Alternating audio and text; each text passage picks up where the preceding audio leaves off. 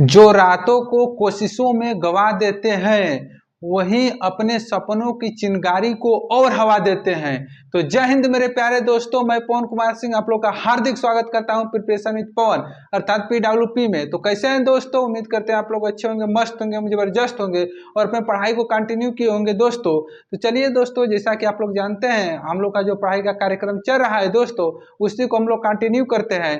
और आज हम लोग जो पढ़ना है दोस्तों, सबसे पहले हम लोग का जो चल रहा है यूपी स्पेशल, और यूपी स्पेशल में जो आज हम लोग को पढ़ना है वो पढ़ना है उत्तर प्रदेश की जलवायु। और उत्तर प्रदेश की जलवायु में दोस्तों पार्ट 1 हम लोगों ने कंप्लीट कर लिया था और पार्ट 2 की ओर चलते हैं, ठीक है ना।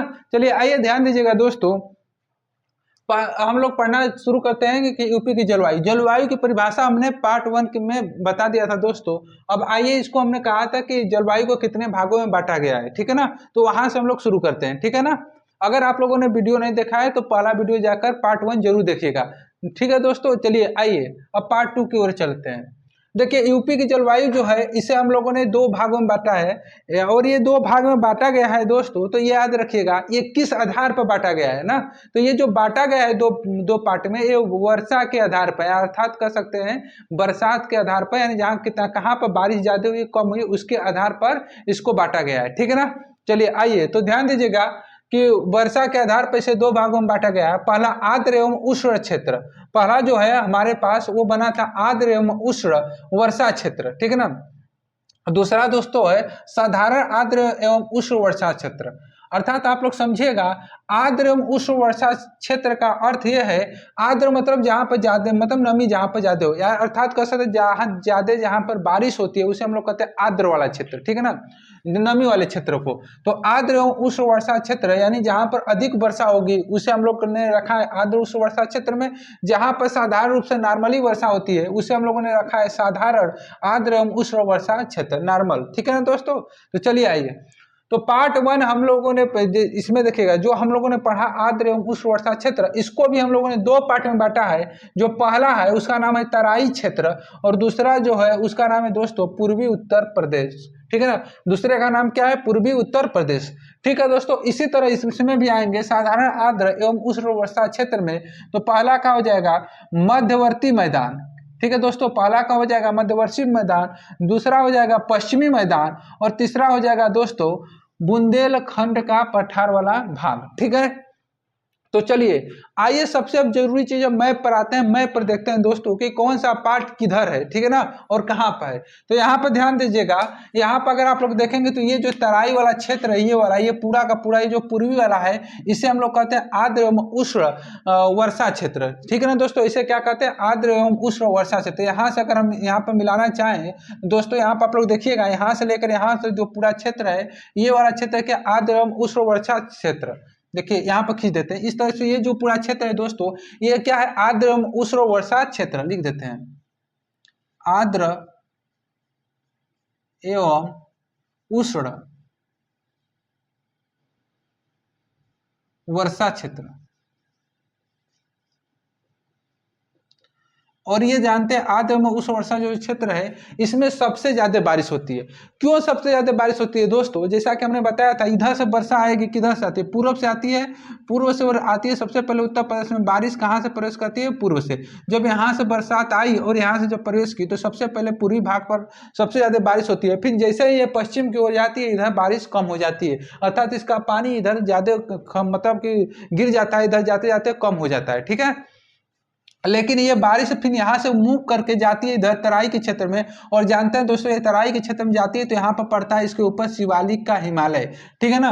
शिवालिक का हिमालय में जब टकराती है तो फिर वापस मुड़ के आती है, यहाँ से फिर जाती है और यहीं से फिर उसके बाद क्या होती है, फिर वापस यहीं वहाँ से टकरा कर वापस आती है दोस्तों। यहीं तो वर्षा ज्यादा हुआ कि नहीं, अर्थात कह सकते हैं यहाँ पर तराई वाले क्षेत्र में बारिश जाती भी है और वहाँ वो हिमालय वाले शिवालिक वाले क्षेत्र में टकरा कर फिर वापस भी आ गई, इसलिए तराई वाले क्षेत्र में ज्यादा बारिश हुआ, ठीक है। और यार पूर्वी क्षेत्र में भी ज्यादा बारिश हुआ, ठीक है। तो आप लोगों को समझ में आएगा कि आर्द्र उस वर्षा क्षेत्र में दो ठो को हमने रखा था, कौन सा, तराई क्षेत्र और पूर्वी उत्तर प्रदेश, ठीक है। और उसके बाद जिसमें साधारण जो नॉर्मल आर्द्र एवं उष्ण क्षेत्र है उसमें नॉर्मल वाले में आएंगे तो पहला मध्यवर्ती का मैदान हो जाएगा, फिर पश्चिमी मैदान हो जाएगा, फिर बुंदेल का पठार हो जाएगा, ठीक है ना दोस्तों। तो चलिए आइए, अगर हम बात करें इस तरह भी कि बताइए उत्तर प्रदेश को, यानी कि जो यूपी है, यूपी को उत्तर प्रदेश के हम लोग कितने भाग में बांट सकते हैं भूमि को, यानी कि इसके क्षेत्र को। तो यहाँ पे याद कर लीजिएगा दोस्तों, यूपी के भूमि को, यूपी के क्षेत्र को हम लोगों ने कितने पार्ट में बांट सकते हैं, बताइए यूपी के क्षेत्र को कितने पार्ट में बांट सकते हैं, ये बताइए पहले। कितने क्षेत्र में बांट सकते हैं दोस्तों, कितने क्षेत्र में, 5 क्षेत्र में ना, 5 गो है, 5 प्रकार से इसको हम लोग डिफाइंड कर सकते हैं, ठीक है। और इस पांचों का नाम याद करिएगा, देखिएगा, पहला जो है, पहला, दूसरा, तीसरा, चौथा और पांचवा। तो पहला जो हमारे पास दोस्तों पड़ता है उसे हम लोग कहते हैं तराई क्षेत्र। क्या कहते हैं, तराई क्षेत्र।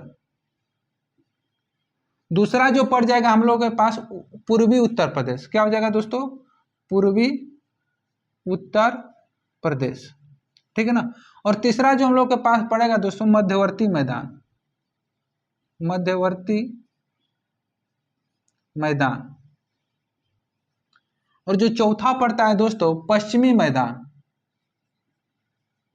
पश्चिमी मैदान। और जो पांचवा पड़ता है दोस्तों उसे हम लोग कहते हैं बुंदेलखंड का पठार, बुंदेलखंड का पठार, ठीक है दोस्तों। तो याद रखिएगा, यहाँ पर आप लोग ध्यान देंगे तो हम लोगों ने यूपी के जो क्षेत्र थे उसको 5 भागों में बांटा है। और किस आधार पर बांटा है हमने, वर्षा के आधार पर, ठीक है ना। जो पहला हो जाएगा तराई क्षेत्र, दूसरा हो जाएगा पूर्वी उत्तर प्रदेश, तीसरा हो जाएगा मध्यवर्ती मैदान, और चौथा हो जाएगा पश्चिमी मैदान, और पांचवा होगा बुंदेलखंड का पठार, ठीक है। और इसमें देखिएगा जो ये पहला दूसरा है यानी तराई और पूर्वी उत्तर प्रदेश, इसे हम लोग कहते हैं आर्द्र एवं उष्ण, आर्द्र एवं उष्ण वर्षा क्षेत्र, ठीक है ना, आर्द्र एवं उष्ण वर्षा क्षेत्र। और इन तीनों को हम लोग कहते हैं साधारण, क्या कहते हैं, साधारण आर्द्र एवं उष्ण, साधारण आर्द्र एवं उष्ण वर्षा क्षेत्र, वर्षा क्षेत्र। तो आप लोगों को क्लियर हो गया कि हम लोगों ने जलवायु को कितने भागों में बांटा था, 2 भागों में। पहला था आर्द्र एवं उष्ण वर्षा क्षेत्र, दूसरा था साधारण आर्द्र एवं उष्ण वर्षा क्षेत्र, ठीक है ना। तो जो आर्द्र एवं उष्ण वर्षा क्षेत्र था उसको में दोस्तों 2 पार्ट में और फिर से बांटा गया। पहला जो था तराई क्षेत्र, दूसरा था पूर्वी उत्तर प्रदेश। और उसके बाद दोस्तों अगर हम आगे बढ़ते हैं तो साधारण आर्द्र एवं उष्ण वर्षा क्षेत्र जो नॉर्मल है, नॉर्मल बारिश होती है, उसकी अगर बात करें तो इसमें 3 पार्ट में बांटे हैं हम लोगों ने। पहला है मध्यवर्ती भारत का मैदान, ठीक है, मध्यवर्ती उत्तर प्रदेश का मैदान, ठीक है, और उसके बाद पश्चिमी मैदान, उसके बाद बुंदेलखंड का पठार, ठीक है। ये क्लियर हो गया। तो चलिए अब आइए अब इधर ध्यान देते हैं दोस्तों। अब इसमें सबसे ज्यादा चीज होती है, हमने कहा वर्षा के आधार पर जब बांटा है तो बरसात कितना होती है इन सभी क्षेत्रों में, यानी कि बारिश कितनी होती है, ठीक है। तो चलिए आइए ध्यान दीजिएगा, जो हम लोग का पहला था तराई क्षेत्र, तराई क्षेत्र में जो बारिश होती है 120 से लेकर 150 सेंटीमीटर तक होती है। कितने से, 120 से लेकर 150 सेंटीमीटर। और ये उत्तर प्रदेश में सबसे ज्यादा बारिश कहाँ पर होती है, तराई क्षेत्र में, क्योंकि मानसून जाता है तब भी वहाँ बारिश होती है, और लौट उसमें टकरा कर वापस लौटता है तब भी वहाँ पर तराई वाले क्षेत्र में बारिश जबरदस्त कराता है, ठीक है ना। तो याद रखिएगा तराई क्षेत्र में सबसे ज्यादा बारिश होती है, ठीक है। फिर उसके बाद आगे बढ़ते हैं तो दोस्तों पूर्वी उत्तर प्रदेश में बारिश होती है, क्योंकि मानसून आता है तो सबसे ज्यादा बारिश अपने साथ पानी यहीं पर लेकर आता है, ठीक है ना। तो सबसे ज्यादा बारिश भी कहाँ पर होगी, पूर्वी उत्तर प्रदेश में। कितनी होती है, 100 सेंटीमीटर से लेकर 120 सेंटीमीटर तक, ठीक है ना। फिर आगे आते हैं मध्यवर्ती मैदान में, तो यहाँ पर देखिएगा बारिश जो होती है 80 सेंटीमीटर से लेकर 100 सेंटीमीटर तक होती है। कहाँ पर, मध्यवर्ती मैदान में दोस्तों। यहाँ पर देखिए मध्यवर्ती मैदान है और इसमें बारिश कितनी होती है, 80 सेंटीमीटर से लेकर 100 सेंटीमीटर। उसके बाद पश्चिमी मैदान में जो होता है 65 से लेकर 80 सेंटीमीटर बारिश होती है, जो कि सबसे कम है। कहां पर, यहाँ पर 65 से लेकर 80 सेंटीमीटर बारिश होती है पश्चिमी मैदान में, जो कि सबसे कम है, ठीक है दोस्तों। और यहाँ पर आगे बढ़ेंगे तो बुंदेलखंड का पठार पड़ता है, और बुंदेलखंड का पठार ये नीचे वाला जो भाग होता है, कह सकते हैं पट्टी होती है नीचे वाली, उसे कहते हैं बुंदेलखंड का पठार। और यहाँ पर जो बारिश होती है 80 सेंटीमीटर से लेकर क्या बोलते हैं 100 सेंटीमीटर तक बारिश होती है, ठीक है ना। यहाँ तक समझ में आया, कोई दिक्कत नहीं ना है। चलिए तो आगे बढ़ते हैं। जब आगे बढ़ते हैं दोस्तों तो याद रखिएगा तराई क्षेत्र में जो टेम्परेचर होता है वो कितना हो जाता है। एक क्वेश्चन पूछता है तो याद रखिएगा जनवरी में जो टेम्परेचर होता है 18 डिग्री सेंटीग्रेड हो जाता है, ठीक है ना। अगर यही बात करें जुलाई में तो 30 डिग्री सेंटीग्रेड हो जाता है। तराई क्षेत्र में जो जनवरी में टेम्परेचर होता है वो कितना हो जाता है 18 डिग्री सेंटीग्रेड। अगर यही बात करें जुलाई की तो जुलाई में दोस्तों 30 डिग्री सेंटीग्रेड हो जाता है, ठीक है।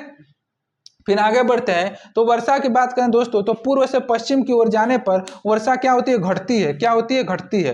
पूर्व से पश्चिम की ओर जाने पर वर्षा घटती है। अब आइए मैप की ओर चले, आइए ध्यान दीजिएगा। यहाँ पे देखिए पूर्वी भाग है, अगर यहाँ से वर्षा होती है, यहाँ देखिए बंगाल की खाड़ी से बारिश मानसून उठता है और यहाँ से लेकर आता है पानी, तो यहाँ पर पूर्वी भाग है तो इधर सबसे ज्यादा बारिश रहती है। यहाँ पर आते आते आते पश्चिमी भाग पर आते आते यहाँ पर क्या रहती है, पानी कम हो जाता है, यानी कि जो पानी की मात्रा क्वांटिटी हो जाती है कम होती है, यानी कि बहुत कम सेंटीमीटर में बारिश कहाँ पर होती है, पश्चिमी वाले मैदान पर होती है। सबसे ज्यादा बारिश कहाँ हो जाती है, पूर्वी वाले क्षेत्र में, और इसके बाद तराई क्षेत्र में। ठीक है ना।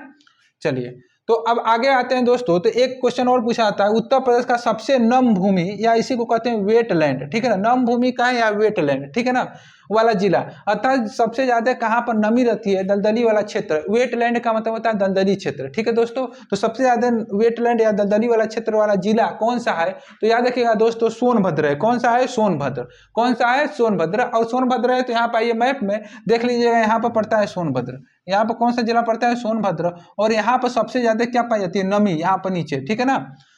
तो उम्मीद यही करते हैं दोस्तों कि आप लोगों को ये जो जलवायु वाला टॉपिक था ये पूरी तरह समाप्त हो गया और आप लोगों को अच्छे तरह से समझ में भी आया होगा। दोस्तों अगर समझ में आया होगा तो कमेंट बॉक्स में जरूर बताइएगा। और आज के लिए इतना ही, धन्यवाद, thank you so much, love you all. बस इसी तरह प्यार एंड सपोर्ट बनाए रखिएगा दोस्तों, धन्यवाद।